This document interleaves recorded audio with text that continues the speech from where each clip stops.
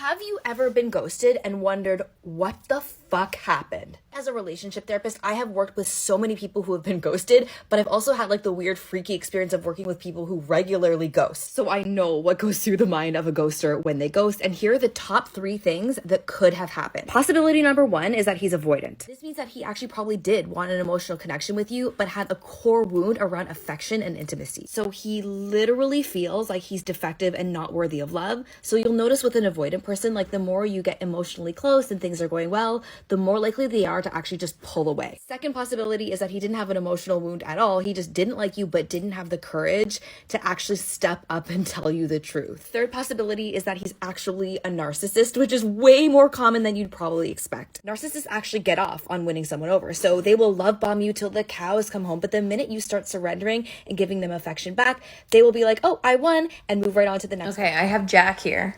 He is going to tell us why guys ghost girls from a guy's perspective. Tell him. Why do guys ghost girls? Like, you've been on a couple dates with him, he seems really interested, and then poof, he ghosts you for what seems like no reason. There's probably multiple reasons. The main one is he's probably talking to hella other girls, and he's just more interested in that one, or like he just wants to smash and like doesn't want to text you all day, or like he just got out of a relationship and it's like he doesn't want. He's like trying to distract himself. Like he's out of a relationship and he just like wants to talk and go on dates, but he doesn't want anything serious. And then so he ghosts you before it gets too serious and he has to actually like start dating you. And it's like he could just be being nice, like just being nice and doesn't want to like hurt your feelings, and he's been acting interested. Like for Hey, girlfriend, if the guy you've been seeing for a while all of a sudden just poof ghosted you out of nowhere, and now you're like, how do I save this? I will tell you word for word what to say to him, but you got to promise me first, like pinky promise, that you only say this once, okay? This is not a 2 or 3 chance type of thing, okay? So first things first, don't accuse him over text. Don't be like, why haven't I heard from you? Instead, say, hey, haven't heard from you in a while. Just want to make sure you're still alive, and add a winky face. Because from there, he's going to tell you what he thinks. He's either going to gaslight you and give you an excuse, or he's going to apologize and ask you out. Follow my account for more dating tips, though. And ladies, if a guy ever ghosts you, do not chase after him. When a guy gets what he wants from you and he ghosts you, what he is actually hoping for is that you just disappear. He doesn't care about you, he doesn't want to hear from you ever again, and he would be happy if that was the case.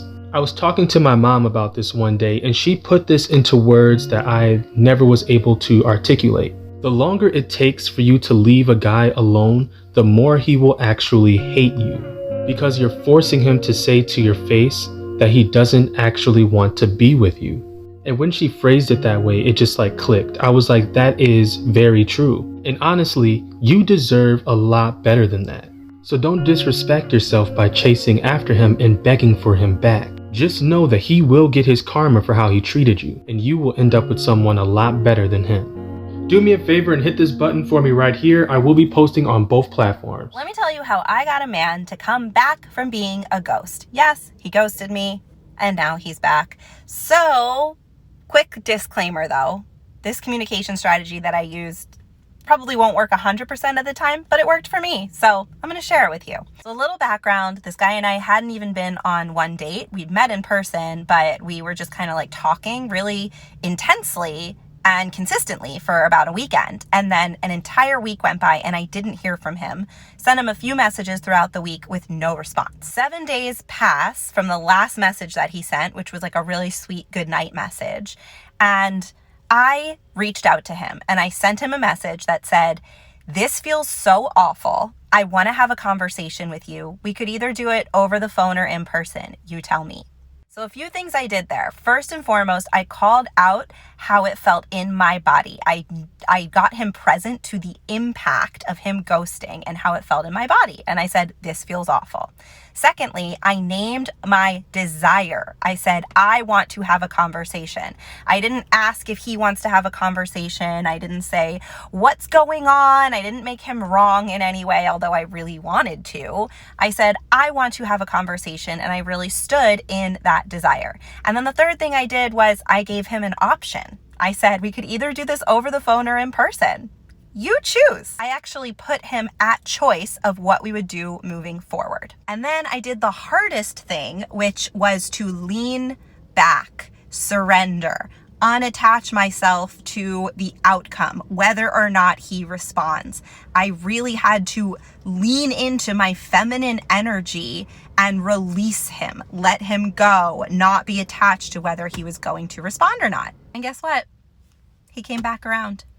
He showed up, he apologized, he acknowledged his impact, he took responsibility, and now we're back.